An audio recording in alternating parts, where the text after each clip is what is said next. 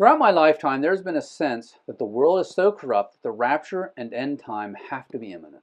People point to abortion, the corruption of marriage, the breakdown of the family, addictions, and the celebration of sin as evidence that our time here on earth is short. It is believed that God cannot tolerate this rebellion much longer. Under that climate, there have been preachers who have predicted the exact date of the rapture. Many people have believed them. Some people sold possessions and made other irreversible decisions because they believed they were about to depart Earth. Those who predict actual dates have repetitively been wrong, but that doesn't stop others from also making predictions. The fact that some people believe the preachers who predict actual dates shows that some people simply do not know the Bible. The Bible makes it clear that only the Father knows when the end time will come. Therefore, no human can possibly know the actual date. Furthermore, Jesus made a statement to cast doubt on the idea that since the world is so corrupt, the rapture has to be soon.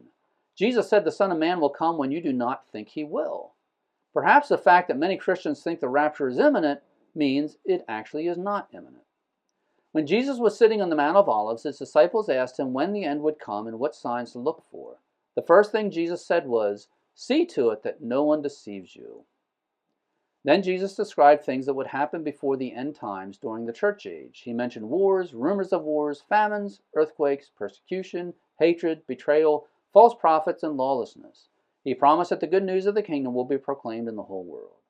Next, Jesus said, "When you see the abomination of desolation, which was spoken of through Daniel the prophet standing in the holy place, then those who are in Judea must flee to the mountains." They must flee because that is the end time. There will be a great tribulation such as never happened before. Jesus went on to describe the tribulation and gave advice to those who have to endure it. And let's start reading at Matthew 24, verse 23. "Then if anyone says to you, 'Behold, here is the Christ,' or 'There he is,' do not believe him.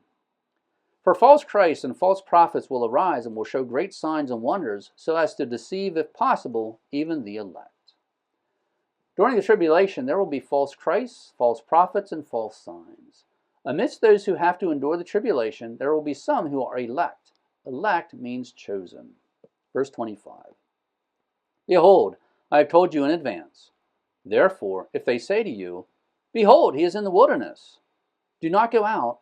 Or if they say, 'Behold, he is in the inner rooms,' do not believe them.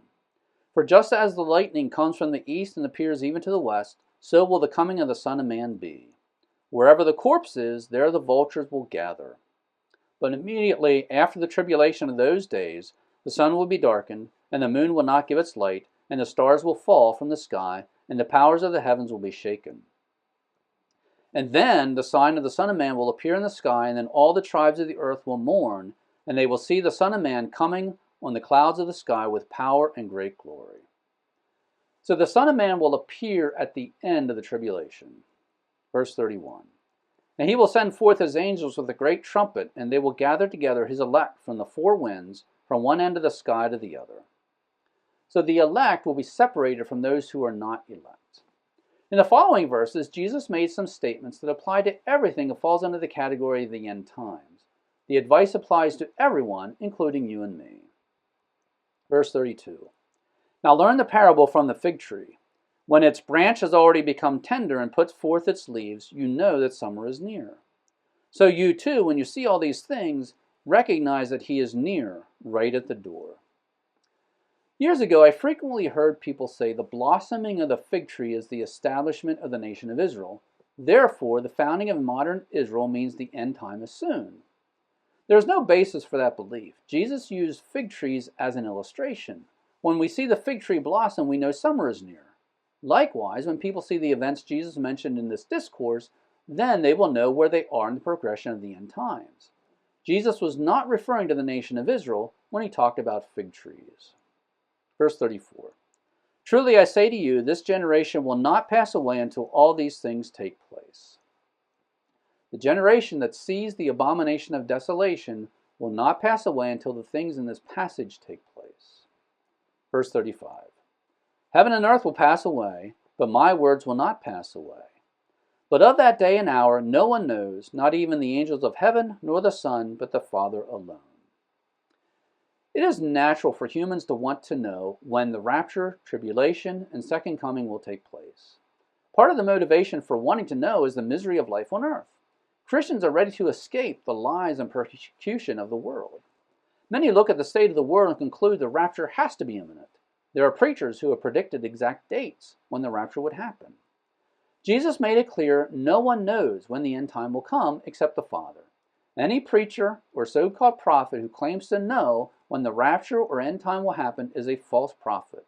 If only the Father knows, then perhaps the sinful state of the world is not a very good indicator either. Verse 37. For just as the days of Noah were, so the coming of the Son of Man will be. For as in those days, before the flood, they were eating and drinking, marrying and giving in marriage, until the day that Noah entered the ark. And they did not understand until the flood came and took them all away. So will the coming of the Son of Man be. Then there will be two in the field. One will be taken, and one will be left. Two women will be grinding grain at the mill. One will be taken, and one will be left. Therefore stay awake, for you do not know which day your Lord is coming. This is a clear statement that we do not know the day. Verse 43. But be sure of this, that if the head of the house had known at what time of the night the thief was coming, he would have stayed awake and would not have allowed his house to be broken into. For this reason you also must be ready, for the Son of Man is coming at an hour when you do not think he will. Jesus' message was to always be ready because we do not know when it will happen. Furthermore, he will come when we do not think he will. In other words, if life is such that everyone thinks the end time is imminent, then that means it is not imminent because it will happen when people are not expecting it. Throughout my lifetime, there has been a sense that the world is so corrupt that the rapture and end times have to be imminent. Some people are selling possessions and making other irreversible decisions because they believe they are about to depart earth. The statements of Jesus in this passage cast doubt on the idea that since the world is so corrupt, the rapture has to be soon. Jesus said the Son of Man will come when you do not think he will. This indicates Jesus will not come when Christian thinks the world is a mess. Instead, perhaps he will come when the consensus of Christians is that the world is safe and mostly moral. Thanks for visiting Bible Mountain. If you have already joined my email list, thank you, and please tell others about Bible Mountain. If you have not joined my email list yet, please do so now. In order to join, go to BibleMountain.com, click on subscribe, and that will take you to a page where you can sign up. Your email address will not be sold nor given away. Once again, thanks for visiting Bible Mountain.